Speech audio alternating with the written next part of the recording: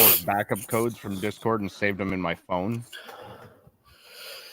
Yeah, I don't know. I thought it was the password I used for everything, and when it wasn't, I was confused. So then when I created or changed the email, I went live just so we had it. But when I changed the password, I logged in, and it was my old one, like just my old Discord with no chats, no anything. I was like, well, this isn't helpful. So I had to log out of that one. Let me tell you about the time I drunkenly changed my Discord password and forgot what it was the next day. At least they're not as bad as Microsoft. Microsoft, when you want to change your password, you have to like do a security thing, and I have to wait. You have to wait 30 fucking days for them to approve you changing it. iPhone. If you get fucking locked out of your iPhone, you have to set an appointment 24 hours from the time you want to for them to fully unlock your account. That's fucking nuts. Tell you what, Carolina's hanging in there against this New Orleans team. Offense still seems like it's trying to figure out how to click. But I will give Carolina credit. It's been, from what I've seen, because I forgot the game started at 7. I thought it was 8 and 9 for some reason. Yeah, I think it's 7:15 and 8:20, I think, were the start times. Yeah, I'm turning on the other game. I'm not sticking with the Carolina game. Oh no, I'm much more invested in the other game too. I'm down by 3 points to my brother and have 2 defensive players going. Yeah, I'm trying to trade Josh Jacobs. I'm not saying he can't turn it around because he probably really can, but I'm just done waiting. I've already got Algier I got to play games with, trying to figure out. How's it going? But before we hop all the way into football, sports updates for the weekend. We already did Saturday's UFC fight, so we didn't, and there was no race yesterday. So the only real thing that's happened since we were live yesterday morning, O's clinched the playoffs. Yeah, that was big. And the Braves have clinched the playoffs. I don't know if anyone else has officially clinched. I assume the Dodgers. I think the Dodgers did as well. I was going to say, I assume the Dodgers have as well, looking at the record this morning. So that's fucking exciting as hell to see the Braves, O's, and the Dodgers. And Matt Olson broke Andrew Jones's. Everybody. Hey, Boogie. Hi, Darlene. Hi, Dad. Matt Olson broke Andrew Jones's home run record for the Braves. Yeah, that guy's launching the ball. I know. So many Braves fans last year, because he wasn't ready last year, like to be the Braves' new guy. You know, he needed a year to adjust, living in a new city, playing for a new team, and all that shit. So many Braves fans were so mad. They were like, we want Freddie Freeman back. This is a terrible deal. And now they're like, we love Matt Olson. I'm like, just give him time. The guy's good. The guy's good, right? Like, he's destroying the ball. I'll tell you what, if the O's make the World Series, I don't want to run into the Braves. Yeah, that's like kind of inevitable for us. So, yeah, it's going to be you guys in the NLCS 100%. I don't think there's another team that. I don't know if we have the pitching power to beat them in 7 games. Yeah, I don't know if anyone does. I don't. You know, if we were to beat them, it's more fluky, but. I mean, you would just need some dominant pitching performances. The Rays made the playoffs? I don't know, because we won yesterday and clinched, so I didn't think them losing would clinch it, but I could be wrong. I knew if they won today, they would. Yes, Baltimore and Tampa Bay have both clinched playoff berths. And now for the division. Dodgers clinched the division. Atlanta clinched the division. The White Sox, Royals, Angels, and Athletics are all eliminated mathematically. Yeah, and Shohei Ohtani cleaned out his locker. Dude, I just gotta say, if we get him, thank you to the Crosstown GM for really making a play I thought you weren't gonna do, because now you just lost everything, and you guys are shopping Trout. Wonderful. Yeah. Yeah, and I don't think Trout will be a Yankee, so I'm curious where he goes. I mean, granted, he was a New Jersey-born kid, so he might like the Yankees. I don't fucking know. Who knows? Yeah, he might want to go play somewhere close to there, right? I think Shohei wants to stay West Coast. I mean, he said that. I honestly think it's the Dodgers or the Mariners. If the Mariners are willing to fork out the money, I think they're the only other team. Yeah, I think the worry right now is just going to be, what does he come back as? Yeah, well, as I forget who it is, the top baseball and Buster Olney. Buster Olney said it probably that injury probably cost him $100 million. Oh, for sure. So, But we'll see. How's it going? I think the playoffs will be interesting with the teams that'll be in it. I mean, seeing you guys there is huge. I worry about our pitching, but I'm happy we're there. But if Gunner can keep swinging the bat, I'm not really too worried. That kid's a fucking monster. Yeah, I feel like you guys just have so much young raw talent, and that generally helps when you got to get through the postseason. But they can also be detrimental in the postseason when you don't have as much experience. You know. I don't know if we have any experience in the Well, playoffs in our roster. that's what I mean. You're not going to have the experience the Braves, the Dodgers, Houston. I assume Houston's going to be in. Like I'm thinking of our roster right now, and I don't think any of the players on the current roster were in our last playoff run. So it'll be. I know Adam Jones is sticking around and doing some stuff in the dugout and hanging out with the team. So like you'll have a veteran around, but like he's not playing. He's not on the roster. So right. It's a very inexperienced playoff team. And then we'll see how it goes. And then you look at the teams that are probably going to get there, and you're like, oh well, all of them have played in the playoffs the last 5 years. You know what I mean? Like, yeah, and a very inexperienced coach because he's never been to the playoffs either. He was the Cubs hitting coach when they won the World Series, but that's a big difference between being their hitting coach to being the manager. So we don't know who's all going to be in, but the Orioles, Braves, Rays, and Dodgers have clinched. Yeah, let's see. I assume the Astros and Mariners are both going to make it, but I haven't looked in a while to see what their division's like. I don't know. Maybe the Mariners won't. Rangers are there. Yeah, that one's real close. The wild card. Yeah, it's one game out. Yankees are 6.5, so they probably won't make it. So it's pretty much Toronto, Texas, and Seattle battling for that last playoff spot, or not the last, but into those wild card spots. Right. Looks like Philly's in. Arizona or the Marlins or the Cubs. Yeah, Phillies are 3.5 up, so they have a good chance unless they slip. And then it would be Arizona and Chicago as of right now. With the Marlins, it draw with the Cubs. I didn't know the Marlins had a winning record. And the Reds are only half game back. That's the team I wouldn't count out. Yeah, that's tough. That's the team I would honestly love to see in the playoffs. I just want to see LA. Chicago's on a 5-game losing streak, 2-8 over the last 10. Yeah, I don't think they're going to make it. They don't look good right now. Their pitching has been very inconsistent. Yeah, and how many games are there really to go? They're at 140, 150, so there's 12 games to go. Yeah, I was going to say it normally ends last week of September or first week of October. So we're getting there, but just mentioning that Shelly. Yeah, I know. I don't know much about her besides the fact that she was Martin Truex's partner, and that Danica Patrick wanted to get back in the spotlight today. I don't know. Truex, one of his tweets that he tweeted about her, because he didn't want to post a lot about her because it probably broke him a lot, said, "Thankfully, you're no longer suffering." And apparently that really upset Danica and called him a scumbag and all this other shit. And I it's just like, all right, Danica, you no longer have relevance to me. Like, he is happy that the woman he loved after she fought 2008, she announced she had cervical cancer, went into remission. And then in 2021 found out it spread to her lungs and her kidneys. And she had a 0% chance of living.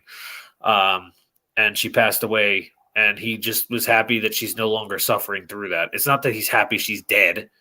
Yeah, of course not. Like, that's right? Not how that works. That's not how that statement works. Yeah, but then she woke up this morning and felt like tweeting that and called Truex a scumbag for it. And I was like, bruh. Bro, you dated fucking Aaron Rodgers. Yeah, there's a winner. But I was like, come on, man. Listen, first off, he just saved the Jets $35 million and their first round draft pick in his first game being with them. So I know. Yep. We now have a second. I was like, son of a bitch. he just one more fuck you to the Green Bay Packers. You know what I mean? Yeah. But all right. To football we will go. I guess we covered most of everything that's been going on. I guess just kind of news ahead of time is obviously a lot of injuries this weekend. The only one I actually remember is Saquon, and he's out for at least 3 weeks. David Montgomery. Oh, how long is his injury? They're not sure yet, but they say it's just a bruise on the thigh, nothing major, but it may cost him a game up to 3 weeks. Okay. They're entertaining. That's pretty much it. They're just really two entertaining brothers that are very down to earth. They're just really down to earth. Like, they're funny, they're relatable, even though they're superstars that make millions of dollars. They're very relatable guys. Oh, I love these Browns especially throwbacks. Jason. Travis. These Browns throwbacks are fucking sick. Oh yeah.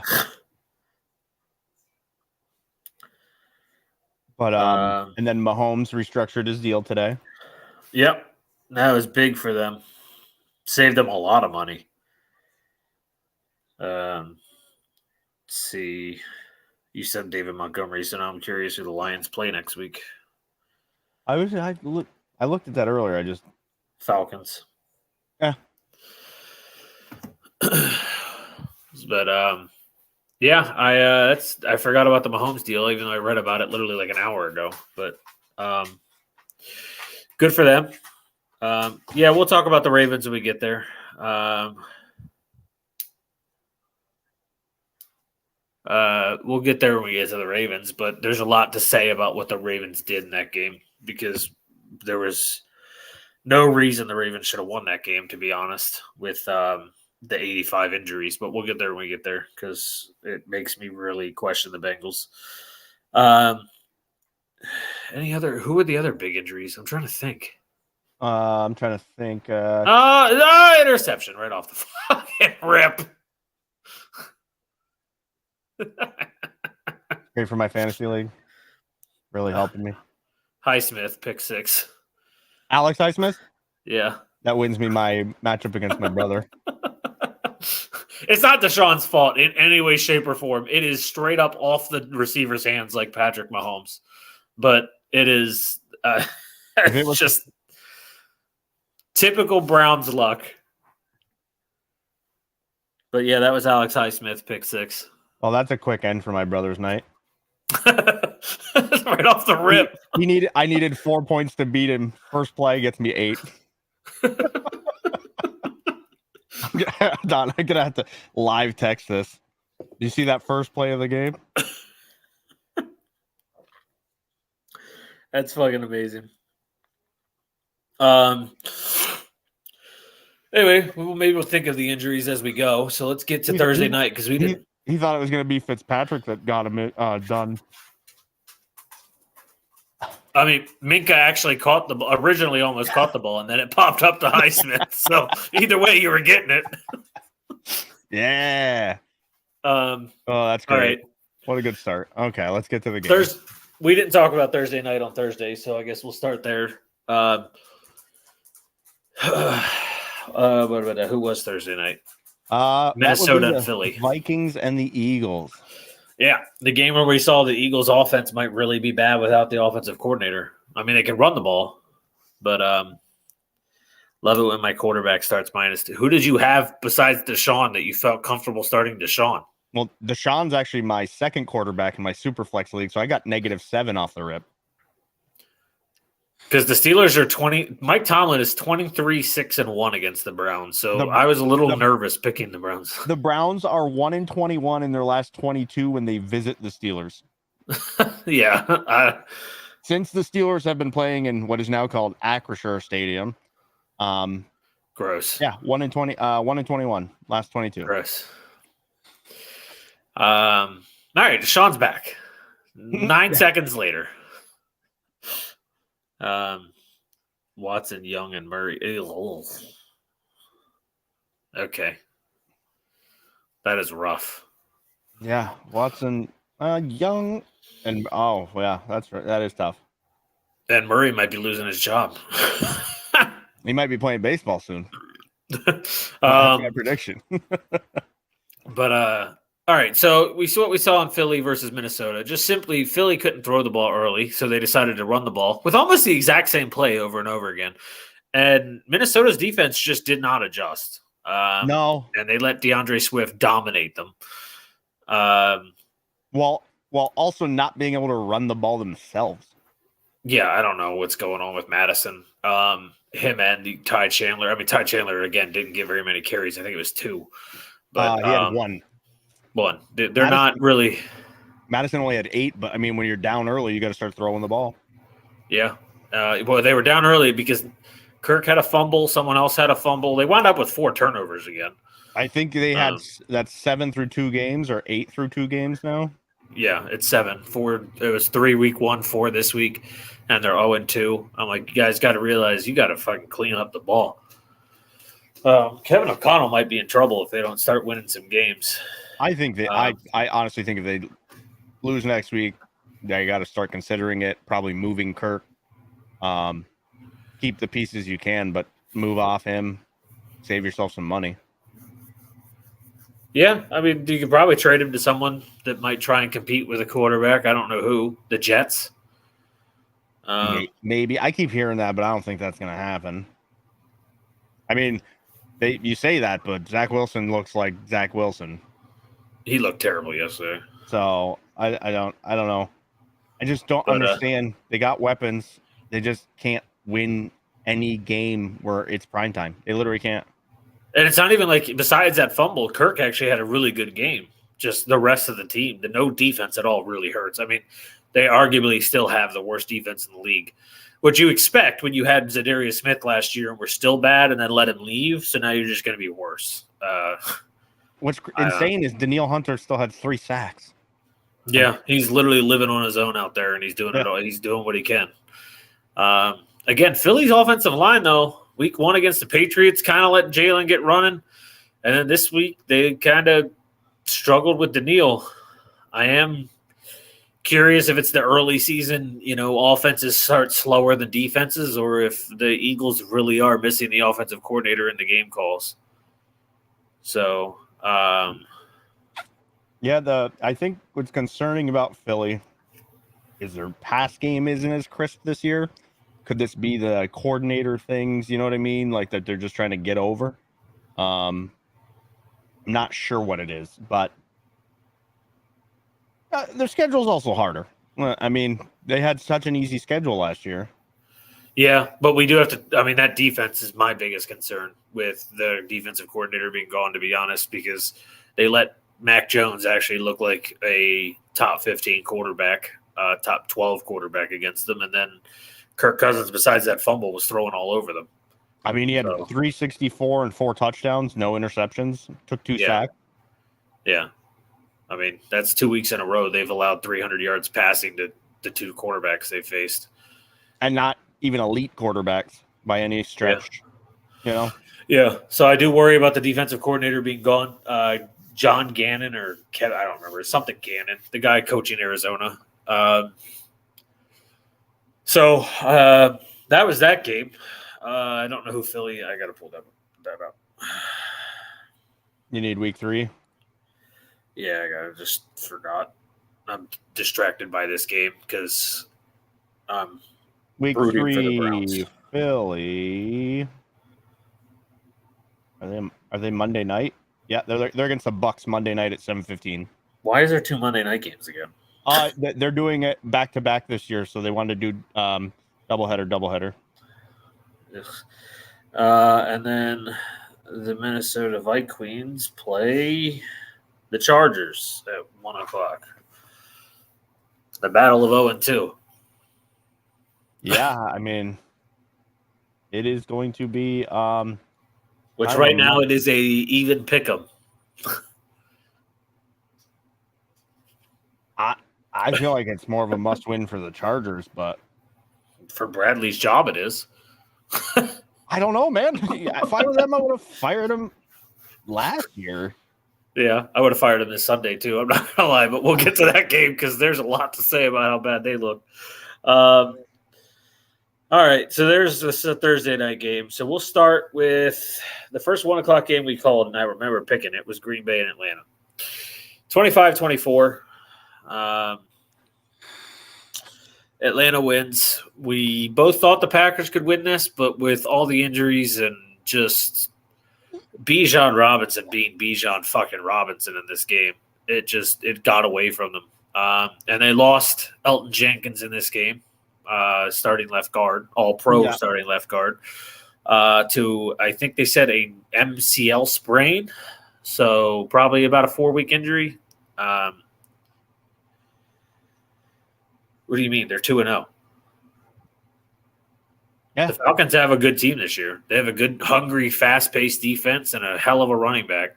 And I think Desmond Ritter's the weakness, but he's looking more serviceable as time passes. He looked pretty good yesterday. I don't know what was. He was still 19 of 32. No, I thought he had. And he did throw an interception, but at the end of the day, like I said, if he's improving, obviously Bijan is a huge help because he is just dangerous anywhere he touches the ball. Yeah, I mean, going for it on 4th and 1 when you could have kicked the field goal to tie the game, and then they go for it on 4th and 1 to roll the clock. And just the play call was literally a screen to Bijan and just let Bijan go be beast and pick it up. Mm-hmm. And that's just how good Bijan really is. Jordan Love looked great again, minus his accuracy. I think he was a little inaccurate in that game. He was inaccurate on the long ball. Yeah. He had one really good long ball, and then the rest were fairly hit or miss, and I was a little disappointed by it. Yeah, 14 to 25 from 151. They really didn't have to do much to get their points. I think that was the big thing. Yeah.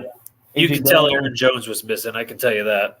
Yeah, A.J. Dillon, 15 carries, 55 yards. So he wasn't outstanding considering Bijan was 19 for 124. Yeah, Bijan absolutely slapped us. He also had the 48 yards receiving. So, yeah. Kiwi, you'll love it. Bijan Robinson, actually, Doc can tell you about his mustard thing. And, dude, I'm telling you, I saw it coming once I saw what I was hearing out of training camp about this kid just absolutely being a monster and just being pro ready. I mean, he is. I mean, Jalen Carter looks pro ready too at this point, but for those two, I think they're really ahead of the curve right now. Yeah. No, Bijan's, I mean, honestly, RB2 right now in the league, if you ask me, behind only McCaffrey. Yeah. But, it was a good game. It was competitive. I think the Falcons will be competitive this year. And I think the Packers still can be competitive, but they need to get that offensive line healthy or it's not going to be a good end of the season. And Aaron Jones needs to come back. I'm not saying I don't want Christian Watson back, but he's nowhere near the impact that Aaron Jones is to that team. Oh, yeah. Solid. These rookie receivers have no problem filling in.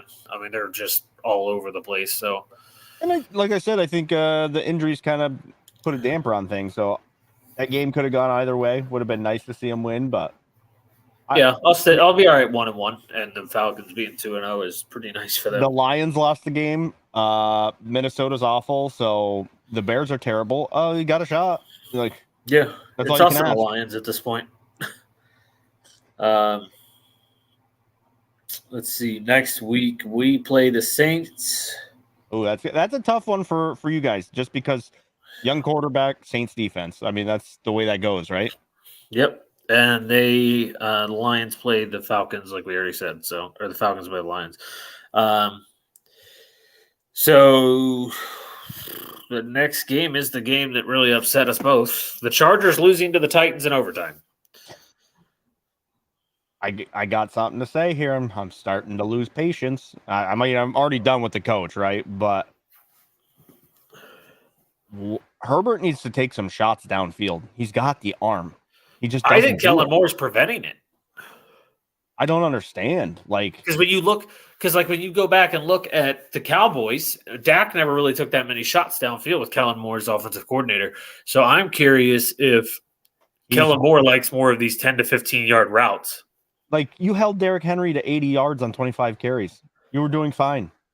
And D-Hop was useless. 4 catches for 40 yards. But Tannehill's 20 of 24.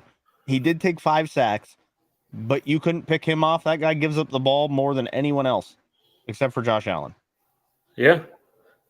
I mean, Herbert, and yes, they were hurting because they're missing Eckler. But, I mean, this roster has other pieces. You shouldn't lose to Tennessee in this game at all. Tennessee has a good defense. I get it. But, I mean, Treylon Burks had some nice catches when they needed him to. It just, I don't know what it is about this team. They just find creative ways to lose games. That's all they do. They just continue to fucking find ways to lose, and I don't get it. I will say that Herbert needs to start clutching up. That's 2 weeks in a row he's had the ball in the last possession and not gotten downfield. Like, I think he's so much more of an elite talent than Kirk Cousins, but, like, we're starting to go to that territory. Yeah, he's just not clutching up at the end of games, and I'm like, come on, buddy. You got to start. You have Keenan Allen, Mike Williams, Gerald Everett, and Quentin Johnson. Like, I don't care if Eckler's not there. You got all the pieces. Yeah, and again, you couldn't really establish a run, so they know you're passing. But, I mean...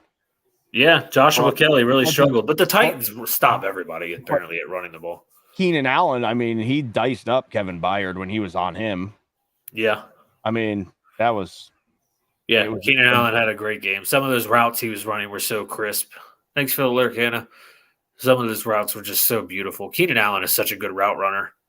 What is he? I think he's like 31 now. He's just, yeah. Who in the fuck for the Steelers made that dumb play?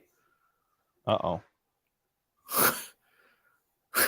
Mike Tomlin looks like he's crying. Oh, boy. You should have fair caught before you. I'm a little behind you, so. Yeah. But yeah, I don't know. The Chargers have got to get going. I mean, they were my pick to go to the Super Bowl, and they look like crap. Oh, isn't that Olszewski? Gunnar Olszewski? Gunnar Olszewski or whatever. Yeah. Yeah. Yes, it was. The Titans next week play the Browns, and the Chargers, we said, play the Vikings. And now to the Ravens game. We both picked the Bengals. We both were wrong. Yeah, they're sliding down my mountain of greatness right now really fast. They drove off a cliff this week for me. And it's simply because Jamar Chase has gone invisible. T. Higgins did what he could to help this team win a game. And Joe Burrow doesn't look good throwing the ball. No, he does not. And Mixon can't do it by himself because he needs that other guy behind him, truthfully. But no Marlon Humphrey, no Marcus Williams. There is no reason Jamar Chase didn't feast in this game. I have no idea what happened. But the Ravens, I got to give Lamar Jackson credit. He looked great. Zay Flowers broke in at the end of the game. He didn't start well, but he broke in at the end of the game and kind of ripped this wide open. The Ravens are fine. I honestly thought they were going to struggle. No Ronnie Stanley, no Tyler Linderbaum, no Marcus Williams. I was like, no J.K. Dobbins, no fucking Marlon Humphrey. I was like, this is going to be – and Kenny Pickett looks like garbage. Got it. Yeah. Got it. Are they going to go to Trubisky yet? I don't know, but I have a feeling it's coming if this continues. I mean, he had him open. He just threw it behind him.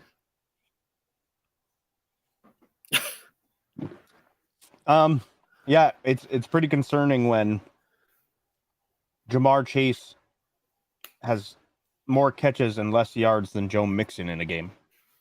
Yeah. I can't even figure out who was covering for the Ravens. I don't know who the number one corner was in the meantime.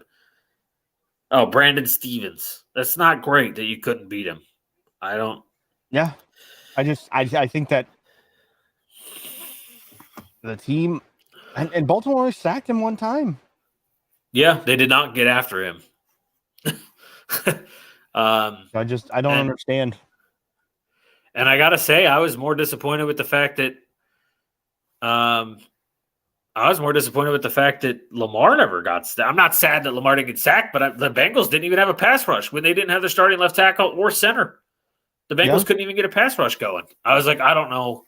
Cincinnati's in a lot of trouble. There's a lot of things missing on this team right now that aren't working. The defense is the biggest problem because if Joe Burrow just turns it on, then we know they'll be fine on offense. But if you can't get a pass rush going, your defense is just going to get carved up week in and week out. Yeah, it's going to be very concerning. But Lamar looked great. He actually took protection of the ball. He looked like he took this game more serious than week one when he was running with the ball out and away from his body. He actually Mew. I'll be back. Yep, he just fucking knocked the TV over. I'll be back. Well, that is a kitty that is obviously having some fun in the background.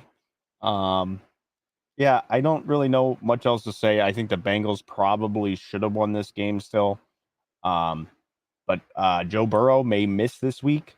He has a calf injury. The one that he had from preseason is lingering. Yeah, exactly. That's how I feel. Is I think they're kind of downplaying it.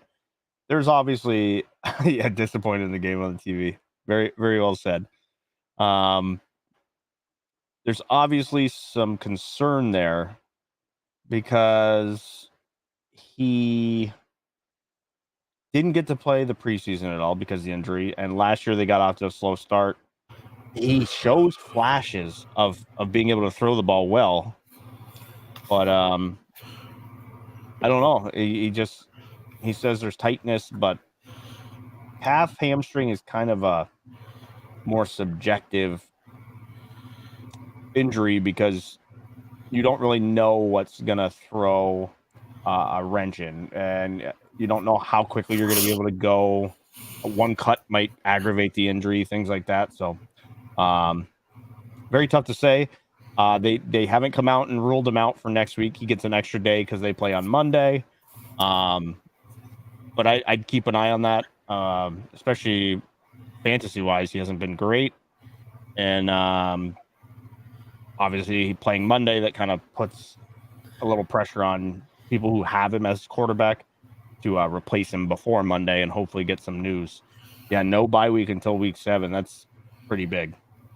Yeah, and he sounded, when you actually listen to the way he talked about it after the game, he actually sounded more sure that he wasn't going to play than they are playing it. He did not sound comfortable. Yeah, I think the coach doesn't want to sell his hand. Yeah, but Joe did not sound comfortable at all about his leg. And you're playing the Rams, who look pretty good. Yeah, and again, I don't know why the Steelers are on primetime, but since we're talking about them playing the Rams, the Bengals next Monday, the Steelers are on primetime against the Raiders next Sunday night. Oh, what a barn burner. Yeah. Yeah, that's that one. Who else do we got week 2? The next one we did was the Baker Mayfield-led Buccaneers go to 2-0 over the Chicago Bears, 27-17. God, he looks like a halfway decent quarterback when he's got stud wide receivers. It's so weird. Yeah, I mean, only 8 incompletions, 317 yards, and a tutty. I mean, it is the Bears' defense. Right, I was going to say, hold on a second. Like, let's take 2-0 teams and let's take a step back here for a second. But, yeah, like I said to you during the game, when you have Mike Evans, apparently it makes Baker look even great because he looked phenomenal throwing the ball yesterday. Again, Bears defense, so temper expectations. He's throwing the ball. He's running for first downs. He's lowering his shoulder and running through people. Apparently, the guys in the locker room say he's like just a great teammate, like just wants to play and play hard, you know? To be fair, he hasn't had stud receivers in Cleveland. He had Odell after New York. Odell after New York has been nothing. He has been a speaking of top injuries, 20-ish receiver when he's healthy. Yeah, and the other one was what, Amari? No, he didn't get Amari Cooper. Deshaun Watson got Amari Cooper. Oh, the thing we didn't talk about was Lamar's hand, by the way. Yeah, what's going on with Lamar's hand? I saw he had a questionable he jammed tag. it when he got tackled, like into the ground. I think it's his throwing hand, too. Dude, this is the sloppiest game I've ever seen, the Saints-Falcons game. This is like the 4th turnover. Saints, Carolina. Yeah, sorry. But he might have had stud receivers in Cleveland, but he also didn't have a great coach ever in Cleveland. I'm not saying he's a great quarterback, but he might be a little better than we thought with a decent coach and receivers. And I think his focus was off too. Yeah, he's not doing commercials now. He's right, like straight up not. Because he was a high draft pick. He was wanted on TV. I just think his focus wasn't there. And I'm not saying he's going to even move into the top 15, but if he makes a move from like 32 to like 20, 22, that's pretty fucking good for him. Yeah. I mean, it's like, winning. Right, the Bucs are 2-0. I mean, it's working. Right now, I mean, I would pump the brakes a little bit, but he could be, like, fantasy-wise, he could be a serviceable quarterback in this offense. Like I said to Dot on Sunday when we made these picks, we will find out very fast how real he is this week. He plays the Eagles. Give it 5 games. I think we were going to do every 4 games. We were going to, like, change our power rankings. Yeah, and he plays Philadelphia this week, so we'll find out real fucking fast how good he really is. Yeah, I mean, if Mac Jones can carve them up, now I think Mac Jones is closer to like 15 to 20 in the league. Yeah. Now that he's got an actual coordinator, if you see him go out there and dice up that defense, it might be a little strange, right? Yeah, it would also raise a lot of questions about this defense. Yeah, or how good Philly actually is. Now, mind you, I'm not going to discount how they played in the against Kansas City, but maybe losing the coordinators was a lot bigger than we thought. Yeah. And, a starting linebacker, a starting safety, an offensive lineman. It was just a lot to give up. Now, on the other side of the ball, because this has to be talked about while we talk about how good Baker is, you guys can all weigh in, especially Dot. I need your opinion, but I am 100% done.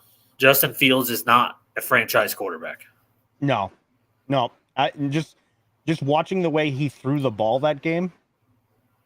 He's not taking the step. It's like he's still the same player he was last year and the year before. And it's 6 sacks, 2 interceptions. Now that I think Tampa Bay's defense is still a good defense. Like, they are a good defense. Yeah, but Kirk Cousins still was, again, no interceptions, 300 something yards. And I'm not saying he's Kirk Cousins, but if you're going to be a franchise quarterback, this is his 4th year, I think, 3rd.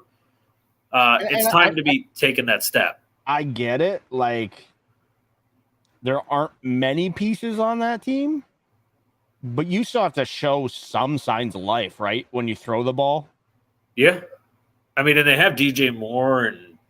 Yeah, DJ Moore looked like the best piece right now, which, I mean, kind of makes sense. Cole Kmet, serviceable. Chase Claypool, we'll see. Darnell Mooney just vanishes every week. I don't know. The problem is, again, you can't run the ball. Khalil Herbert went nowhere. Justin Fields. That's not shocking. Tua played a good defense. That New England defense could be a top 5 defense if they want to be. If they can get their corners back healthy, they will be a top 5 defense for sure. I mean, they probably have the best defensive mind as their head coach. 100%. I mean, he did what the Chargers should. Oh my God, let's take away Tyreek Hill. Oh, big fucking deal. Chargers are like, nah, let their best weapon run wild. We'll stop them everywhere else. Let's see how that worked out. And then you got that special teams play, man. Yeah, Brandon Staley, genius on the defense. But yeah, I don't know. I've given up on Fields. I really have. I'm not saying he can't be serviceable, but honestly, if the Bears are smart, maybe you just let it ride and hope you go get that number 1 pick. Yeah, draft a quarterback and turn Justin Fields into Taysom Hill. Yeah. Why not? Yeah. I mean, you only got 1 year left on him, so you just deal with it for a year. Yeah. Again, here we go. Power rankings, Bears slide to 2-15 this year. right? They're 0-2, and I don't think it's going to get any better. Let's see. You look at that schedule. I don't know if it will. Well, they play the Chiefs this week. Yeah, The so Chiefs are currently a 13-point favorite. Yeah, I mean, it might not be that bad, but I can imagine that line is pretty close. And the Bucs are at home on Monday night as one of the Monday night games against Philly. So, all right, next game, 31-20 in the game where we saw Anthony Richardson look like a beast and then unfortunately got a concussion. Colts still hold on to win 31-20. CJ Stroud kind of turned it on in the back end of that game. I was going to say, I'm going to start with Houston here. CJ Stroud looked amazing at the end. The second half, he really got comfortable. He turned it on. I mean, he took a bunch of sacks, which is going to be understandable. But he had 30 completions for 384 yards, 2 passing TDs. He did take 6 sacks and lost a fumble. But I'll tell you what, we're starting to learn after week 1 and week 2. The Colts might have a legit front end on this defense. As long as Shaq Leonard's healthy, this defense is hungry up front.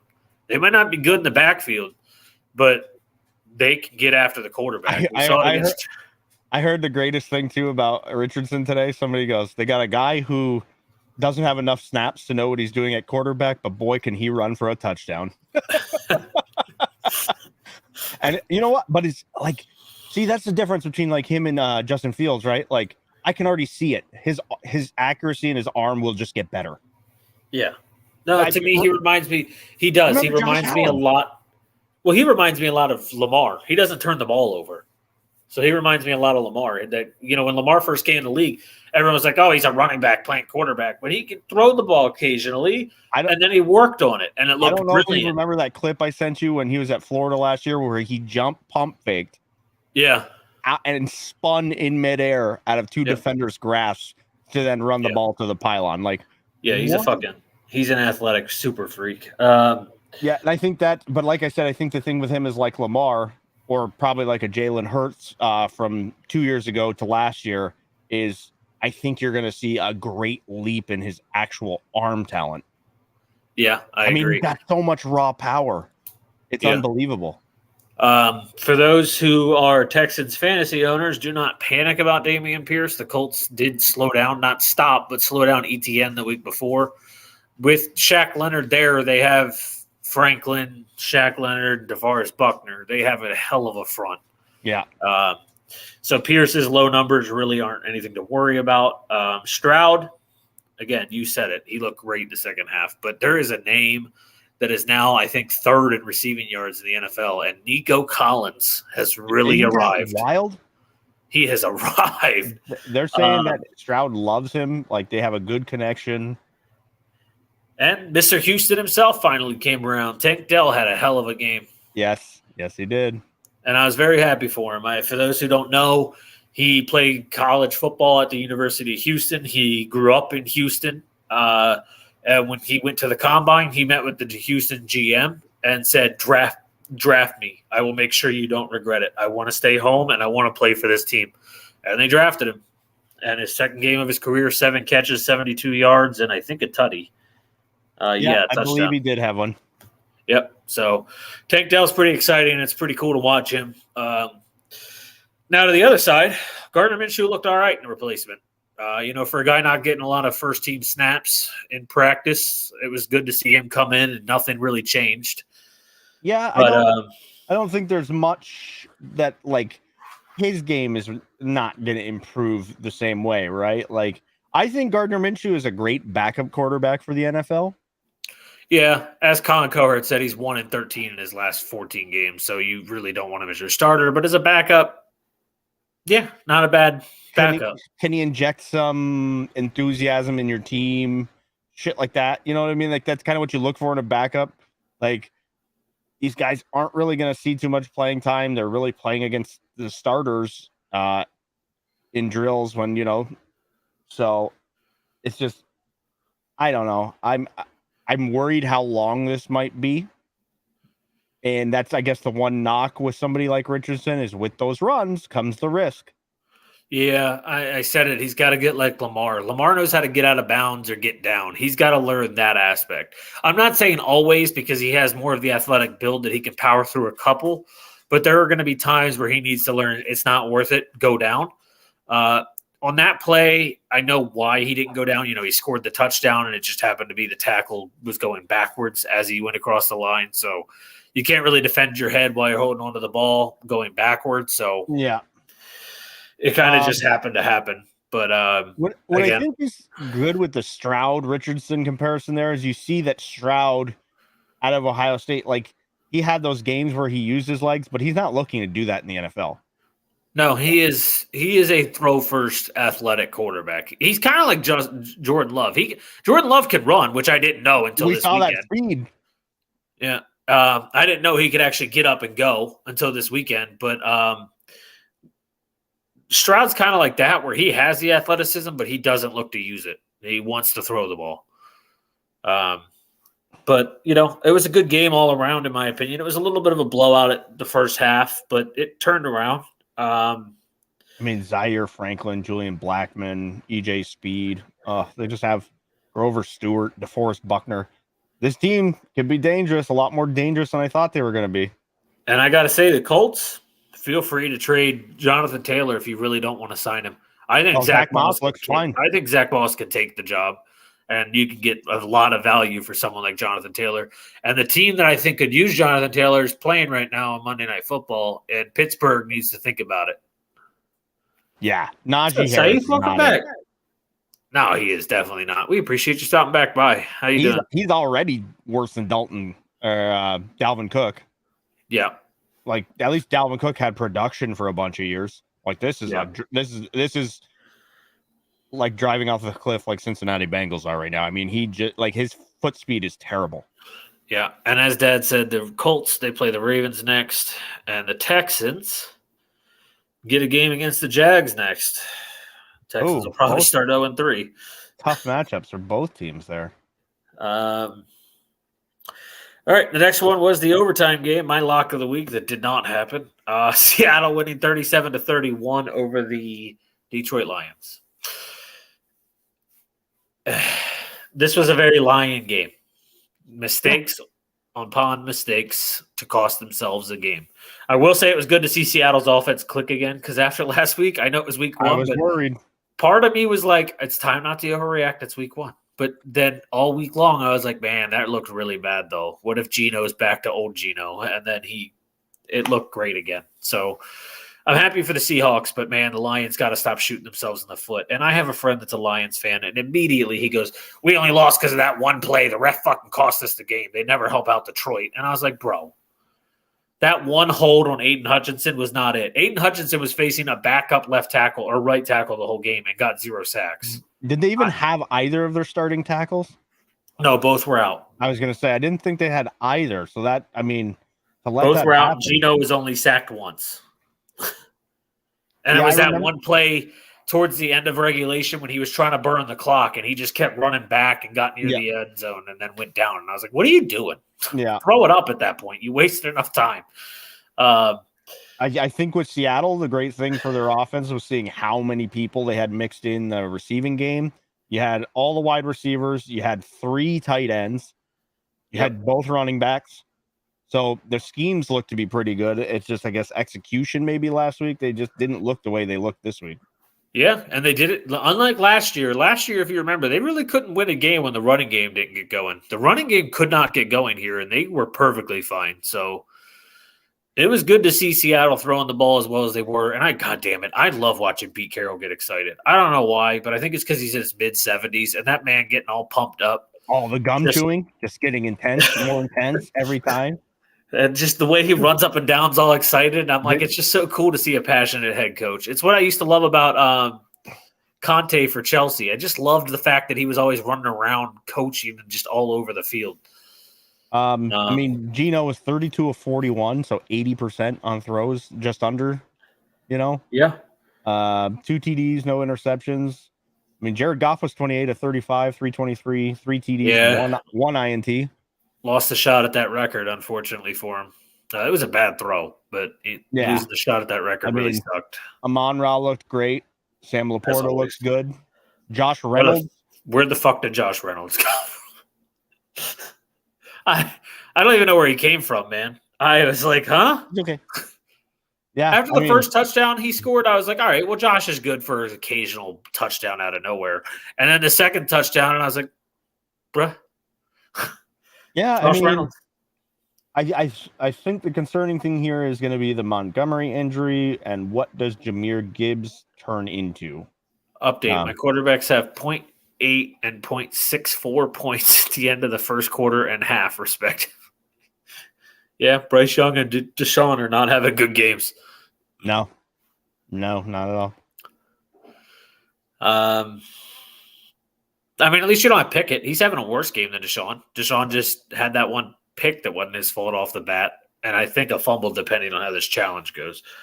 But the big loss, like you said, David Montgomery going down, because he actually looked pretty good. I mean, he had that costly fumble, very costly fumble, but he looked good other than that. Yeah, but that comes with being a Lion. I mean, you got to make those costly mistakes. It's kind of like Notre Dame players in 4 games off, right? Yeah, which is funny because they don't miss time when they play in college. They only miss time when they get to the NFL. That's because they're big brain players, you know? Get that paycheck, then take some time off. That's right. You get to take school off. As we found out from that Duke quarterback. You can't take time off. Your teacher's not going to give it to you. Exactly. All right. So Seattle next week gets Carolina at 4:00 Eastern time. We'll see how that game goes. I think Seattle should win that. And Detroit gets Atlanta, which we've already said twice, and I keep forgetting. This cat will not leave me alone. Luma, get down, sweetheart. All right, so the next game we have Raiders-Bills. There's not much to talk about except for the Bills look like they were firing on all cylinders. Josh Allen had a better game, but I mean, what are you going to say when it's the Raiders defense? Yeah. It would be more concerning if he looked like crap against their defense. Yeah, James Cook looked great. I will say that. But again, it's the Raiders defense, so I'm trying to temper. Like, as someone who has him in 2 fantasy leagues, I'm like, doesn't mean he's going to be great. Just pump the brakes a little bit. And on the other side, Jimmy G struggled. That was one of the uglier games for him, in my opinion. Raiders couldn't establish a run. Devontae looked like Devontae took that shot to the head eventually, so I had to get pulled. Apparently, he got cleared today, so he's out of concussion protocol already. Did Josh Jacobs decide to not know how to play football after the holdout? Like last week was garbage, and then this week was 9 rushes for -2 yards. I feel like the guy who got most penalized for holding out was Chris Jones, and he looked fucking wonderful yesterday. I know. Like, it doesn't make sense. I mean, obviously Saquon getting hurt under the tag really doesn't look good either, but that is just devastating, like, to running backs around the league because come on. The holdout running backs have just kind of cemented the position of NFL owners and GMs. Yeah, they did not help themselves in this at all. But it was a good game for the Bills. Glad to see them bounce back. I want to see them do well. I want to see the AFC East stay competitive with the Dolphins and the Patriots. I know the Patriots are 0-2, but they are a very competitive team. They kept the Eagles into a 1-score game. They kept the Dolphins to a 1-score game. They're not by any means a rollover. I feel like if they could go out and get a weapon, they might actually be able to score a touchdown. Yeah, Gesicki can't be your only receiving weapon. Or not Gesicki, Hunter Henry. But that's pretty much all for that game. I guess if you want to look at some of the stats, we could, but at the end of the day, it was from start to finish. It was just what I would say is utter domination. Yeah, and the Raiders unfortunately play Sunday Night Football against the Steelers. I can't imagine that's going to be a very highly watched game. The Steelers might go 1-1 if Deshaun Watson keeps giving them the free possessions after another fumble here. And the Bills get a game against a team I'm actually kind of falling in love with a little bit in DC and the Commanders at 1:00. They're showing heart. Yeah, I can't wait to talk about that team because that team is really starting to make me believe in something.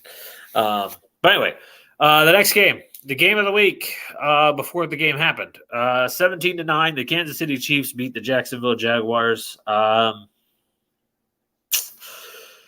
I don't know who I was more disappointed in this game. It was kind of tough. I mean, both defenses played really good games. Yeah. It was good to see Sky Moore actually go out there and not make mistakes. He was the mistake-free player of the game. Kadarius Toney had 5 catches. It's 5 more than predicted. Yeah, that's true. He also had a fumble. He didn't lose it, but he had a fumble. Yeah. Pacheco had a good game. But I am starting to get a little worried. This Chiefs offense has not fired. Even after, I know Kelsey was limited, but there still was it just was not explosive. Not the way we've seen it in the past. Yeah. And again, no one talks about it. Everyone's like, it's Mahomes. He's fine. And Kelsey, and they'll be fine. But everyone forgets Eric Bieniemy's been his offensive coordinator his whole career. I saw a thing about that today. It's like Eric Bieniemy goes to Washington. Their scoring average is like 28.9. And then it showed Kansas City's low scoring average. And it goes, kind of makes sense. And I'm like, well, let's pump the brakes here. Kansas City plays a first pace schedule. And Washington does not. Yeah, they played the Lions and Jags. The Commanders played the I don't know who they beat this week. I already forgot. The Broncos. Denver. They did do well against Denver's defense. And then God fucking kidding me, another pick. And then what is happening? Give him the ball, baby. Just give him the ball. But why? What? So what good, are right? you guys doing? So good. Have you seen this play? No, but I'm about to. Watch after the interception. Look, nobody wants to win. They're playing for the bottom. Well, the Browns winning last week was a bad idea if they're playing for the bottom. I know. It might not have been a pick. Maybe it was Gunner. I don't know what the fuck I was. No, it's definitely. Oh no, it's a fumble. Oh, speaking of. Oh, and then the guy who injuries, picked it up fumbled. Yeah, and the Browns lost it out of bounds. The guy that picked it up after the fumble threw it up in the air. I was like, "What are you doing?" God, this looks like I don't even know who has possession at this point. This looked like 2 Division II teams playing football. I don't. Yeah. Speaking of which, and I know this is actually sad news, but Gunner looks like he actually got a rib injury there. Travis Hunter's injury came out, and he had a punctured liver. Oh, shit.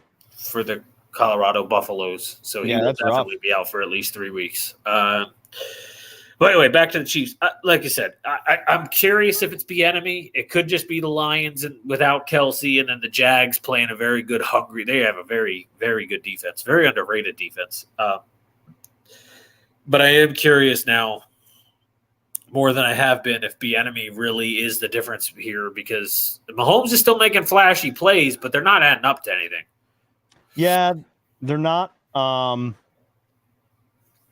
Like you said, they're just not as lethal. Yeah. And to that point, yes, I still have that question, but the Commanders do have him listed as assistant head coach, and Ron Rivera could be on his way out with a new ownership and everything. Now, granted, if they have a good season, Ron Rivera probably keeps his job. Maybe, or maybe he just moves into a different role. Yeah, he could be like in the organization. You know what I mean? Because of his experience. Yeah. I mean, he has said he's close to retiring. So. I think with the new ownership and maybe wanting to change the face of the franchise, I know people hate to talk about this, but having a minority head coach would kind of really offset the balance of what Dan Snyder left behind. Yeah. And all this talk about Bieniemy not being able to be hired as a head coach because he's rough on players and shit like that. Well, look, you guys won a game. And it's working. They're rolling. Their offense is getting comfortable, but we'll get to having limitations, right? I mean, nobody's gonna say that he's gonna be an elite quarterback. It was 2 or 3 years ago. It was the COVID year when just Deion. It was when Haskins went to that party out in a club during COVID, and then came to a team practice, and everybody freaked out. So I think that was COVID year, 2020. Yeah, I think it was COVID year because there was a lot of times where he stayed away from the team. Yeah, but he's in remission, but he has said he is getting close to the point where he wants to retire. So this could be with the new ownership and a change. He might hand the torch off. That might be why Bieniemy's there to get comfortable with the franchise, and then Ron Rivera hands it off, and he could go into a senior position with the team. I also could see him going back to Carolina to be a senior position with that team. So I don't know. But the Jags, I was a little disappointed in Trevor Lawrence and ETN, but I'm not going to lie, and Calvin Ridley. But maybe the Chiefs' defense is legit this year with Chris Jones back. I think it was legit without him. Yeah, I think it's just now you have the best disruptor, if probably a top 3 disruptor at his position, right? I would easily say top 2. It's him and Donald. I don't know. Garrett. Yeah, but Garrett's an end. He's more of a center defensive that's true. tackle type thing. But he is crazy. Watching him in that game, I was like, you didn't miss a fucking step. Those guys, it's funny. People always think when guys hold out, they're not doing anything. He's like, bro, they're just going to work out, not at the team facility. That's all they do. Yeah, you can see it at least with Chris Jones and Nick Bosa. They both came This back. isn't the NBA where James Harden goes out and fucking gets fat going to the clubs eating chicken wings. It just isn't. Like, these guys eat, sleep, and breathe this fucking game. There's a reason he wants to get paid, and he wants to stay in Kansas City. But I think the big hindrance is what you're going to see was what happened today. Patrick Mahomes is getting the most money in the NFL, and that has diminishing returns. It might earn you a Super Bowl here and there, but you can't hold a dynasty together like that. It just doesn't work. 4 years. His new deal is what, 4 years, $250 million? Yeah. Yeah, that's a lot of money. That's, I think it was actually 260. So what is that? That's like $70 million a year? Yeah, it's up there. It's about because 4 times. No, not 260. It would be probably about 60s. What 60, 120? It'd be 60, 240. Yeah, it'd be about 65. Yeah, $65 million a year. Yep. Yeah. So yeah, that's actually, I think it was like 65. I want to say it was like 65.2 was the number I saw today when I was reading the article. Curious about that deal because he had a 10-year deal, so he just cut it in half. No, they restructured it. Oh no! Fuck me. What? Well, there goes my only DraftKings lineup for this game. Why? Nick Chubb and Minkah Fitzpatrick are down on the field, and players are on their knees. Oh, God. Yeah, players are around both of them on their knees. Well, that sounds good. Oh, I hope they're okay. I don't give a fuck about DraftKings when I care about their well-being. They're both actually really good dudes. Damn. Kevin O'Connell's, or whatever the fuck the coach of the Browns. Yeah, it looks like Chubb went over the top of him, and Fitzpatrick got spun around underneath, but their legs collided. They don't go south overnight. No, I'm not saying. Trust me, they're still an elite team in the NFL. Don't get me wrong. They just won't have the money to pay for Chris Jones next year. You're going to have to make these wide receiver rooms, no-name running backs work, because otherwise you're gonna suffer one way or the other. Like I said, I was actually really surprised how good the defense looked without Jones. So I was thinking at some point maybe you don't pay him and you get a piece for him that's a lot cheaper.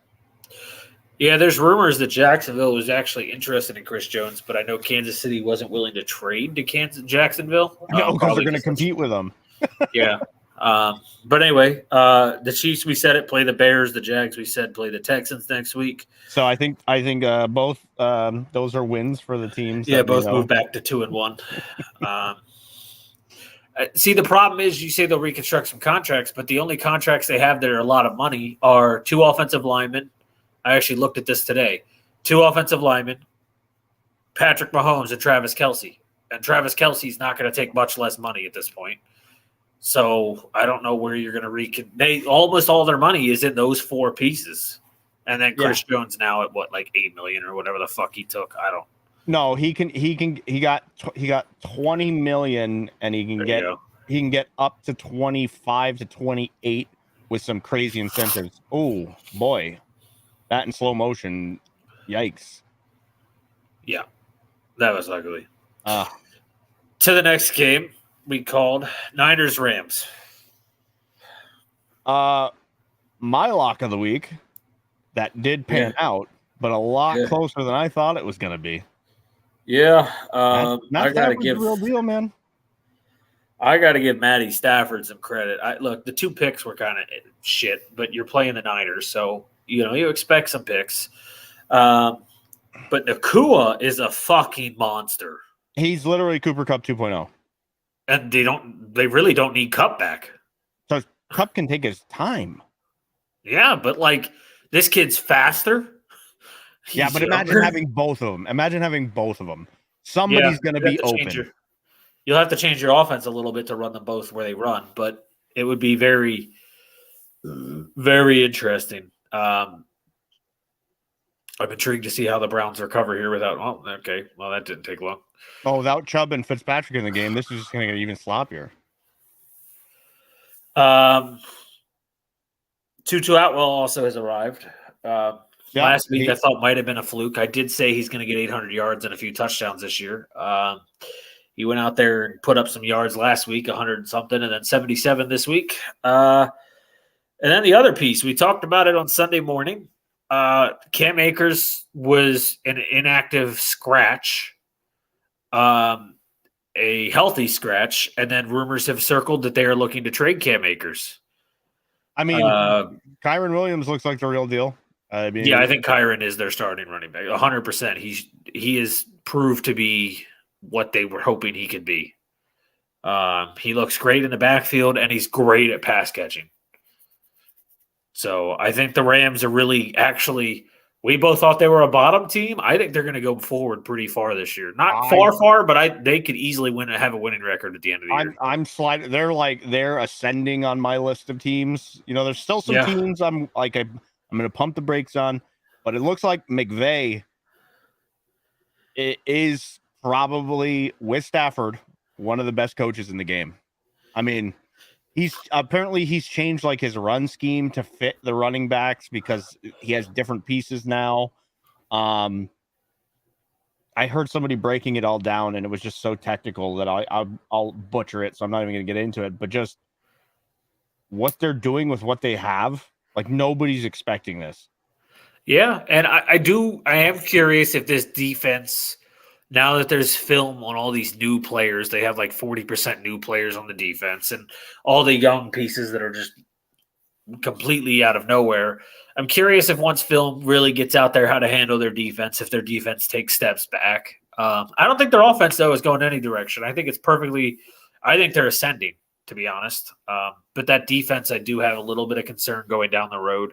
I know I got banged up a couple times in this game, but Christian McCaffrey and Deebo Samuel just took care of the game. Yeah, I mean, that's why you got these guys, right? Sorry, hold on one second. You're good. Now, I am curious for those who are big 49ers supporters or fantasy owners of one of the better tight ends in the league. I am curious with Brock Purdy. His numbers have not been great. If George Kittle is an expendable piece for the San Francisco 49ers. If it comes down to restructure, like getting some guys signed, Ayuk, Purdy, I don't remember, some of the defensive players that I'm struggling with the names of right now. If it comes down to getting these guys signed, you might need to try and do something with Kittle. He doesn't seem to have much of a role in this offense, as much as it pains me to say. But yeah, and you could shop him and get something back. Yeah, I keep looking at it. His production with Purdy, I was looking at his numbers so far, have not been great. And, he's going to get paid 2 years. So I'm like, well, you also have to pay that safety you love, who was all over the field yesterday. Oh, the one I do? Yeah. Yamador Lenore. No, the other one. Oh, Hufanga. Charvarius Ward? No, Hufanga. Oh, okay. Yeah, well, you have all those guys you're going to have to pay. Yeah, and then you still have to pay. Like I said, Ayuk's going to have to get paid, and you're going to want to pay Purdy. I mean, he is your franchise guy. There's He's the first quarterback you've had that isn't afraid to take a shot downfield, just from experience. And he missed a couple throws yesterday that could have been touchdowns. I mean, he overthrew him. Yeah. 2 gloves is back on the field. Oh, God. But that game was actually really entertaining. I thought it was going to be a stomping. I thought the Rams' first game was just kind of a fluke, but that was a really entertaining game. Sean McVay's record against the Niners is terrible, by the way. Now it is. Just I mean, it's so weird to think that Shanahan dominates him. Yeah, he has a winning record against every coach except for Kyle Shanahan. Yep. Niners play the Giants on Thursday Night Football this week. Oh, it's going to be Dallas 2.0. Yeah. And the Rams play the Bengals on Monday Night Football in Cincinnati. I'm actually really excited to pick that game on Sunday. That is a very interesting matchup. And we're going to have to wait to pick that one to figure out what's going on with Joe Burrow, but I'm not sure it's going to make a difference. All right, to the comeback game of the week, 21-point comeback by the New York Giants in their 31-28 win over the Arizona Cardinals in Arizona. For those who didn't see the stats, Daniel Jones is the first quarterback in NFL history to run for 30 or more yards, throw for 250 more yards, throw for 3 touchdowns, and 0 interceptions, all in the second half of a football game. I heard somebody come out and say he's a top 10 quarterback, and I'm like, bro, what are you smoking? I don't say that, but I think after 6 quarters of terrible football, they might have found what they were doing last year again. And it all started on one play to start the third quarter to the guy I've been shouting for weeks. I know. They threw the deep ball. They threw that deep ball to Jalen Hyatt, and I am so happy to see that New York was like, let's get a deep ball going. I mean, they literally came out to start the third quarter with a deep shot. Yep. And Jalen Hyatt, being the burner he is, I was amazed he didn't run that all the way in, but got behind the defenders and gave Daniel Jones the confidence to start throwing the ball down the field. And the game turned immediately. Yeah. Very happy for the Giants. I don't want them to be terrible. I don't want all this shit talk about Daniel Jones to continue. I don't think he deserved the contract he got. But I think under Daboll, if they can just do what they did last year, this team is still competitive. Now, the bad news in this game, Saquon Barkley goes down with an injury, as you said earlier, really hurts his look with his holdout. His holdout and franchise tag now on a running back. But 3 weeks, they said he avoided the high ankle sprain, so I think they're saying about 3 weeks is his timeline. They're calling him week to week, but I heard today it's about 3. I heard they called it a normal sprain and said 3 weeks is basically the max he should be out. Granted, this is the same ankle he had a high ankle sprain on a few years ago that made him miss 8 games. So I don't know medicine well enough to know if multiple sprains to the same ankle can do some serious damage. So I do worry about Saquon's return. But on the other side of the ball, not all the things were positive for the Giants. But on the other side of the ball, Josh Dobbs, he's not doing anything spectacular, but he's doing enough to say that he can play in Arizona. He's only been there for 3 weeks. Yeah, he doesn't even know half the team's names. Yeah. And that one running touchdown where he just lowered his shoulder and ran over McKinney, I was like, holy crap. He just dominated Xavier McKinney. He just shoulder ran him. I was like, all right. And James Conner's playing for a contract, and he looks like he's ready to prove he deserves one. I see that name, and I'm like, there's no way this guy's doing what he's doing. And sure enough, 23 carries, 106 yards, 1 TD. Yeah. I mean, I think that's what's going to come down for the Giants is what can you do without Saquon? Not that Saquon had a great game, but we'll see how Matt Breida is. But you're going to rely on Jalen Hyatt and Darren Waller now, and mix in Darius Slayton. I mean, it was good to see Waller with some production. Yeah, I was really happy to see him get in there. Now, I want to go after we talk about who they play next. Like I said, the Giants are on Thursday night without Saquon against the Niners. It is going to be a very ugly game.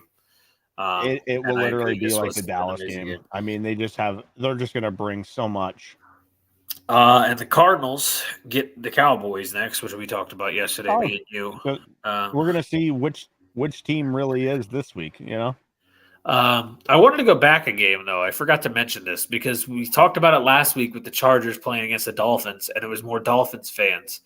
I don't know if you've seen it, but the San Francisco fans outnumbered the Rams fans. Somebody said today that it looked like it was 80,000 to 20,000 for the Niners in Los Angeles. So, does LA just not support football anymore? I don't know what's happening. No. It's not that they don't support those teams. They're just supporting USC right now. That's the thing about LA that people don't realize because they split stadiums and shit like that is LA has a lot more going on than football. Like, it's not Buffalo, okay? Yeah, I know, but the Giants and Jets sell out. Like the Niners were a national brand in the 90s. So yeah, the 80s and 90s for sure. You know, the Rams, they're technically St. Louis, you know? Yeah. The Chargers, San Diego. So their fan base isn't even close. Is not like San Diego's fan base is just as far as the Niners. Like, okay, you know, yeah. That's it. Year-round weather, Hollywood. It's a lot different. It's not. And like you said, I mean, they are all over USC. Yeah, USC, UCLA. Fuck, when you get like basketball and shit going, you got UC Santa Barbara, Fresno State. So people have a lot more to pay attention to out there because of the sheer size of California. Yeah, Dodgers you're competing with. Yeah, so you have to win, and the Rams won recently, but then they were not so good, and the Chargers can't win a game. So, all right, to the last 4:00 game. Another ugly one. 30-10, the Dallas Cowboys beat the New York Jets. The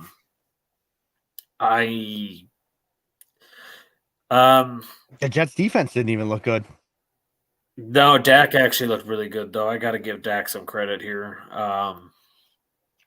And Mike McCarthy was a genius. He knew Sauce Gardner only plays that one spot on the field, and CeeDee Lamb only faced him once the entire game. Yeah, CeeDee Lamb had a hell of a day. Yep. They just kept him away from Sauce, and he just went the fuck off. And then not being able to use Breece Hall or Dalvin Cook at all. Yeah. When Breece was criticized after the game, he goes, I had 4 carries. What do you want me to say? He's like, I can't do anything when I only get 4 carries. I think they were worried about him getting hurt. I do too, and the fact that they got behind quick. Did you see that Micah Parsons sack where he came through them like midair and hit Zach Wilson? I was like, dude, he's gonna kill somebody. Like, if you can't stop that, he's gonna actually hurt somebody. The Jets might have the worst offensive line in football. That or the Bears. I don't know who. They're both so bad. Yeah, I think the Jets are definitely going to be competing down there. That's for sure. You know, so the Cowboys, though, Dak looked great, Pollard looked great. The defense still looked good. It's Zach Wilson, so I'm not going to say the pass rush was spectacular, but I still don't see much in the secondary. I think if you actually get time, I think you can beat this team pretty badly. Well, they're hyper aggressive. So if you can use, I don't remember if you remember, I think it was last year, Dallas played New England and they Mac Jones threw an interception. And so the guy bit on the same route, like the exact same play, and Mac Jones threw it for 76 yards, by him. It's exactly.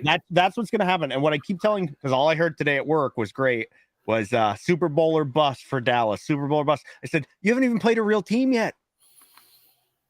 Yeah, I mean, they played the Giants and they played the Jets without Aaron Rodgers. Okay, let's get you to those elite defenses and see what Dak is. It's going to be worse because they're about to play Arizona. Oh, I know. I get it every year, 12-5, and guess what? They get bounced in the first round when they play actual defenses. Yeah, they've gone 0-2. The last 2 years, they've been bounced by the Niners both years. Somebody said to me today, I'll bet you $5. I said, I'll see you on October. I think it's October 8th when you play the 49ers. We'll see how good you are then.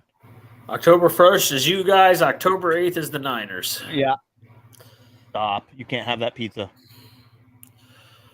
But I got to say, I really think there's a team you can call if you're the New York Jets that might be willing to move a quarterback that might actually help you out in this situation, who can handle a bad offensive line, who can hand the ball off, and who can hit Garrett Wilson with accuracy.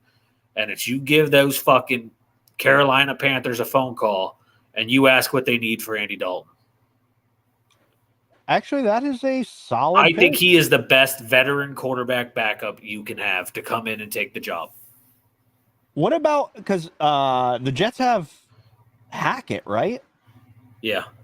What quarterbacks have played under Hackett? Packers quarterbacks, and then whoever was in Denver last year. I don't know.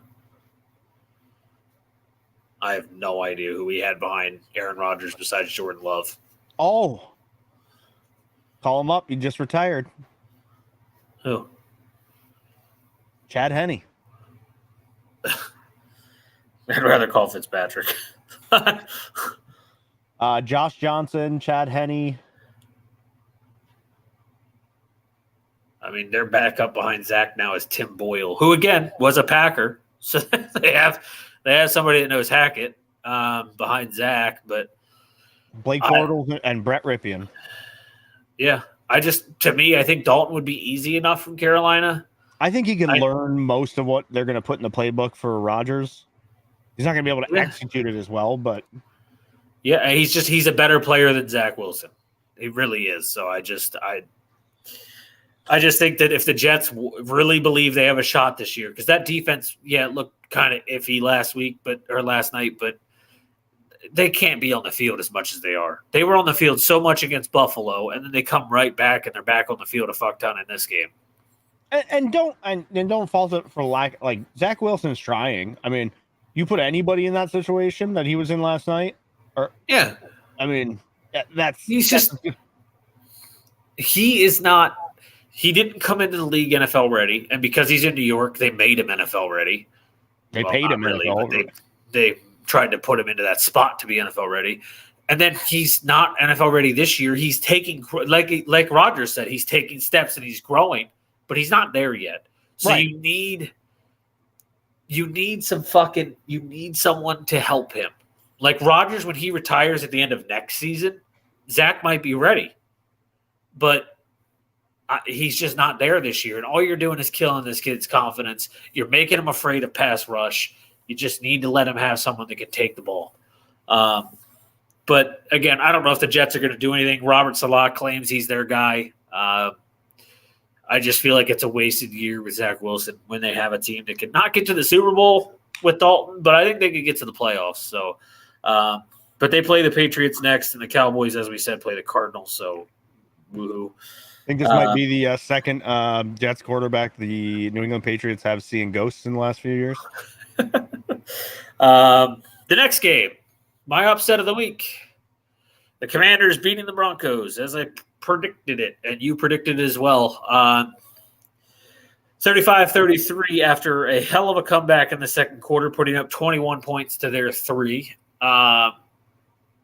This is the second week in a row Denver can't play in the second half, and that was also a problem for them last year. See, I'm not behind the Russ is cooked thing. 308 yards, 3 touchdowns, and a pick. That defense let them down. That defense let Sam Howell destroy them. Yeah. Sam Howell looked elite in this game. Like, he looked like a top-tier quarterback playing against the Denver Broncos defense. That doesn't make sense. And Brian Robinson looked great. I don't know who the fuck the guy is that caught the John Bates. Never heard of him, but he was the second best receiver. He's a tight end? Yeah. Out of Boise State. Never heard of him. But, I mean, yeah, that defense just could not play defense. In the second half, they were just – Washington had a free path to the end zone. Yeah, Brian Robinson's running like crazy right now. I don't understand. I mean, okay, so even without the Hail Mary, 2 touchdowns, 308 yards, and a pick is still not a terrible game by any means in the NFL. Realistically, he did take 7 sacks, but that defense, that offensive line is also terrible. Yeah. I mean, he was the 3rd most sacked quarterback in the league last year, and they didn't really do much to help that. And welcome to the NFL, Marvin Mims. Yeah, Marvin Mims arrived. And that Brian Johnson kid, or Brandon Johnson, that had the first touchdown and then caught the weird Hail Mary touchdown as well. But look, I'm not saying Denver. He's not Russell of Seattle, but he is serviceable for them. They need to get protection for him done. They need to figure out how to protect him. And the defense has to be that defense. There was 2 things that Sean Payton came out and said, though. And way too much verbiage in our play calling. We need to take less time. And if we have to go to a wristband with Russell, we will. That's fair. It is his 3rd different offense in 3 years. He went from Seattle's to Nathaniel Hackett's, actually 4th to the guy who replaced Nathaniel Hackett's, now to Sean Payton's offense. So It is a lot to just transition to. But when he's the leading rusher, again, that's not helpful either. Everyone wants to put all the things on Russell. But good to see him getting out of the pocket because that's when he was best. Yeah. But, everyone can't just keep putting on Russ and then going, well, the running backs didn't play that well. The defense didn't play well. But everyone in the media is like, it's Russell Wilson. And I'm like, he didn't help much at the end of the game, but he also can't do everything. Now, his regression has been significant for a 34-year-old. Yeah, he's aging really fast, it seems like. Yeah, his regression has been very quick for 34 years. I guess in the age of like Manning, Brady, Rodgers is 39. Like you're expecting these guys to just be able to do it. They've never ever done it this long before. Yeah, I mean those guys, Rivers and Ben, were like the guys that have all gone to the 40s. But if you look at Rivers in his 40s, if you look at why am I drawing a blank? Oh my God, dude! Brees threw like 3 yards. Michael Thomas had the most catches in the NFL because Brees could only throw it so far. Yeah, like 8 to 10 yards, and he would curl in, and I'm like, all right. But I'm just nice to see the Commanders performing. Denver should be worried, and I'm very happy for the Commanders. I have, like the Rams, I'm slowly climbing them up. The defense gave up a lot at the beginning of the game, and I was like, uh-oh. But then they kind of settled in and started playing Jack Del Rio style defense, and I was like, all right, I see Jack Del Rio coaching. And I was pretty excited. Chase Young made some good plays, and then he made 2 boneheaded mistakes at the end of the game that almost did have a sack and a half, though. Yep. And then he had the offsides and a roughing the passer, I believe. So he gave up a little bit of dumb boneheaded plays, but it's rust. He hasn't played much in the past year and a half, so basically 2 years. So it is what it is, but I'm really happy for the Commanders to see them turn it around after Dan Snyder left. It makes me happy.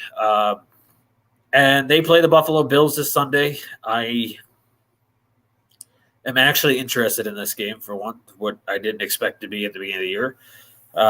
And Denver plays Miami. So that defense better come back. Yeah. And Pat Surtain better walk up to Tyreek Hill and play ball. Yeah, that is a very unforgiving 3rd game for them. And so we go to Sunday Night Football, our last game to talk about that we picked. We both picked the Pats. Your upset of the week. I actually had feelings it was going to happen throughout the game, but just couldn't close the deal. 24-17, the Dolphins win. It was a good game. I know a lot of people thought it was going to be a blowout. A lot of people were like, Tyreek Hill's going to go off again. And Bill Belichick takes away your best weapon, and he did. Tyreek Hill had 40 yards make the guys who can't make the spectacular plays beat you. Now, Jalen Waddle's no slouch, obviously, but if you're realistically, it looked like you guys kind of let Mostert do a little too much is what really came down to. I think that was the letdown. And then we couldn't establish a run. Yeah, no. Ramondre Stevenson, 15 carries, 50 yards, a 3.3 average, fumble and a loss. That fumble Zeke was 5. No, not 5. That's Mac Jones 5 of 25. Zeke was 5 of 13. So that's really not great. Yeah, really well spent $4 million there. But Devontae Parker and Hunter Henry, they did what they do. About 70 to 60-yard guys. But they, like you said, they could really take a next step. With Bill O'Brien, looks good. That offense looks good under Bill O'Brien. I just think they need another, like you said, they need a true number one weapon. Yeah, Mac Jones is taking care of the ball for the most part. He's throwing the interceptions when they're forcing him into it, essentially. Just take him out of the game. Sorry, I don't know. Yeah. So for Mac Jones, I think that you're seeing the interceptions when he forces the ball downfield. They just don't have guys that can create that kind of separation.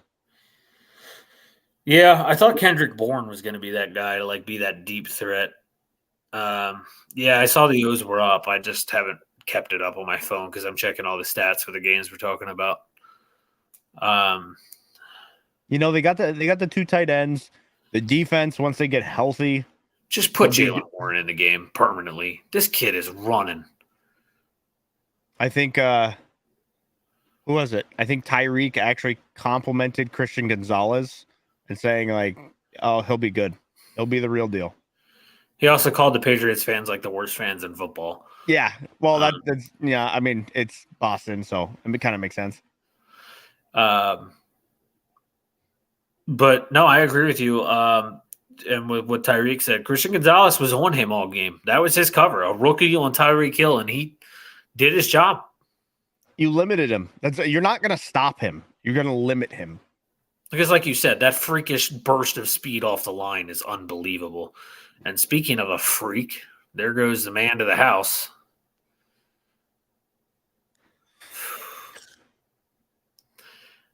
Well, and Pickett's hurt. Oh, that's great. I know that face. I didn't know Jim Schwartz was the defensive coordinator for the Browns. That's kind of funny. Now I know why you guys make so many mistakes. You have the guy who coached the 0-16 Lions. Makes sense. Man, Pickens is a monster. Yep. Yeah. Landed on his left shoulder. At least it's on his throwing shoulder. His arm was shaking. He is not happy. Man, that speed through the middle was so clean. Yeah. But Mac, like you said, the pick was down the field throw. I don't know. I think the Patriots are okay. I know they're 0-2, and they say a lot of 0-2 teams don't make playoff runs and all this crap. And I'm not saying they're a playoff team because I think they do need a true weapon. I just don't think they're a team you can overlook on the schedule. Yeah, because they have the defense that can keep you close, and they have normally a good enough ground game to, ground and pound you out. But I don't know. I like the way the Dolphins look, but I'm very weary at the same time. I'm worried about injuries with them. If they lose Mostert or Tua or Waddle's in concussion. Well, he's in concussion protocol this week. I mean, that shot on him was pretty late. The way the guy hit him. So yeah, I didn't like that. But he went down. So they already might be down one of their 2 weapons, which makes it really easy for the Broncos to focus Tyreek Hill with Justin Simmons and Pat Surtain. They could double him if Waddle doesn't go. Yeah, you just can't give up 121 yards to Mostert underneath. Yeah, and they struggled against Brian Robinson, so I don't know. Yeah, Tua had a pick.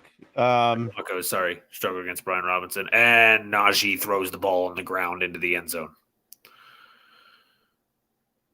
Fumbled into the end zone? Yeah. And you can't fumble forward, so it's either a touchback or the Broncos or the Browns got the ball and it's a touchback. So either way, it's a touchback. As long as it's an actual fumble. Oh, yeah. He went to dive over the pile and lost the ball. It just popped right out. Oh, that was for a 2-point conversion, though, wasn't it? Oh, okay. Yeah, I didn't see. I forgot the George Pickens. So, yeah, it's a no-good try. Yeah. Okay, I forgot about that. I thought that was because I just glancing up and down. But again, Jalen Warren, they showed it, has 3 catches for 56 yards with 60 yards after catch. Just put him in a game.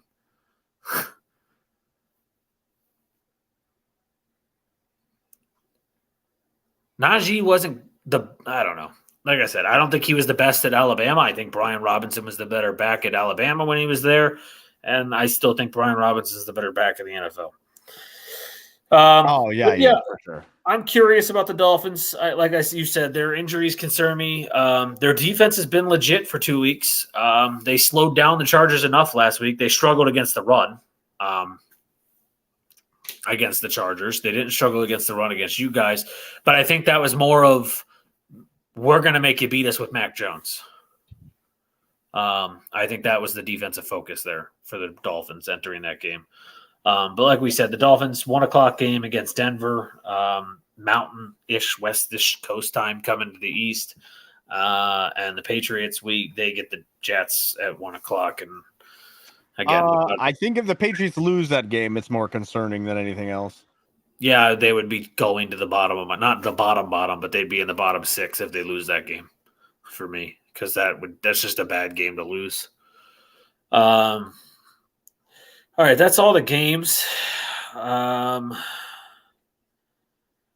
Except for what we're watching tonight, really. And Pittsburgh's up 16-11 after that beautiful George Pickens touchdown. It is a thing to keep an eye on, as Pickett might be hurt. He was holding his shoulder as soon as he went to the ground, and he was holding his shoulder as he walked off the field. And Carolina's up 13-6, and they have the ball. New Orleans is up on Carolina 13-6, sorry, and they have the ball on Carolina's side of the field. So just for a quick update here, Minkah Fitzpatrick has been seen on Pittsburgh's bench since the injury.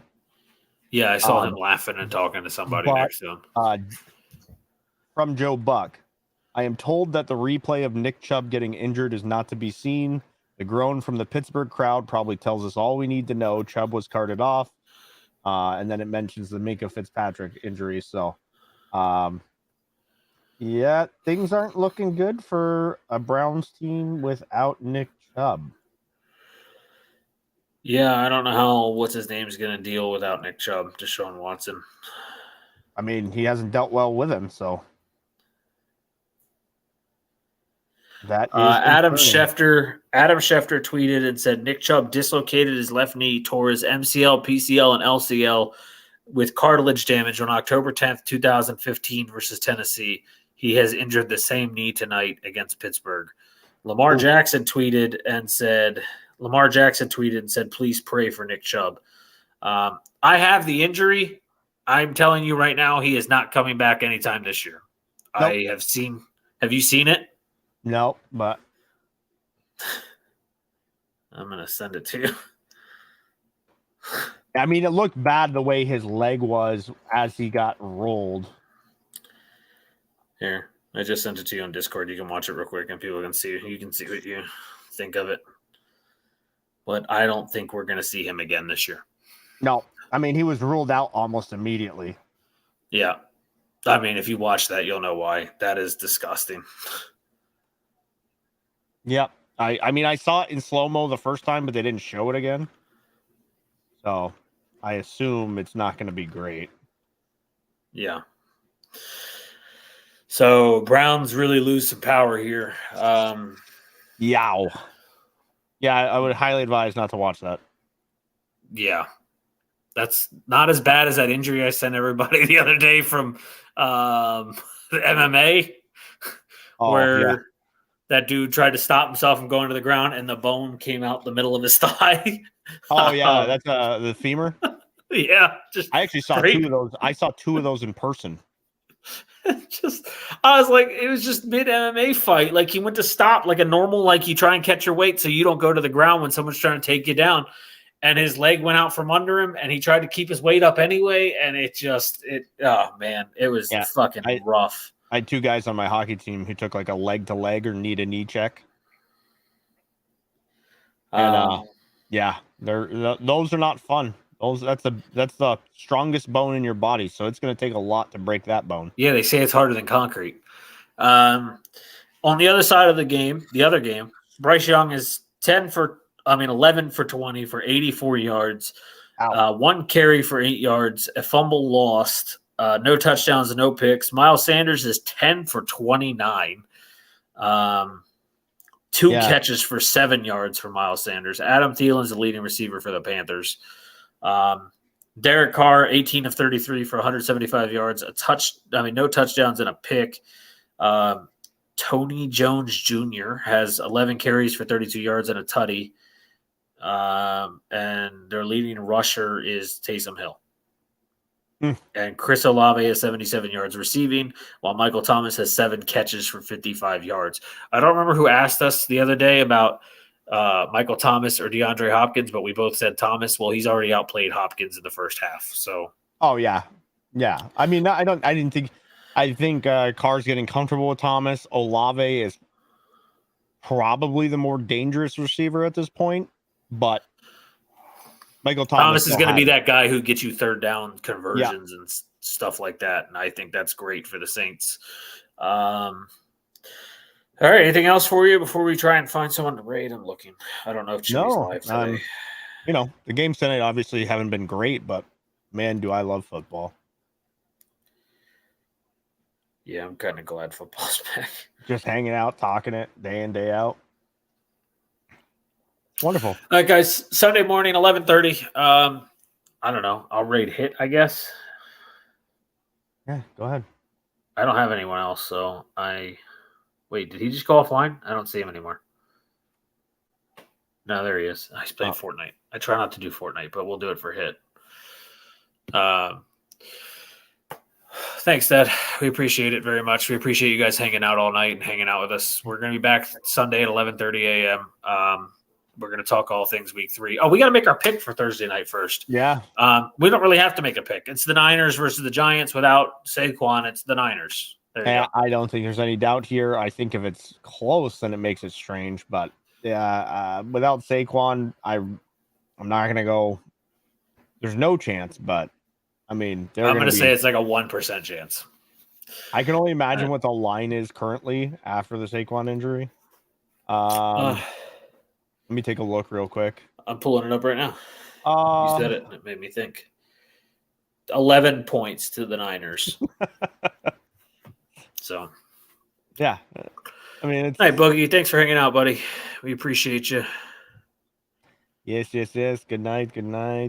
Braves game is 7-1 Phillies, bottom of the ninth. Well, they're all right. They can be resting guys at this point, essentially. Yeah, they've won the NL East, and they're like 6 games or so above the Dodgers for the total lead, so they're not really in any danger. Yeah. Let me /raid. I don't even know how to spell his name anymore. X_hit_X.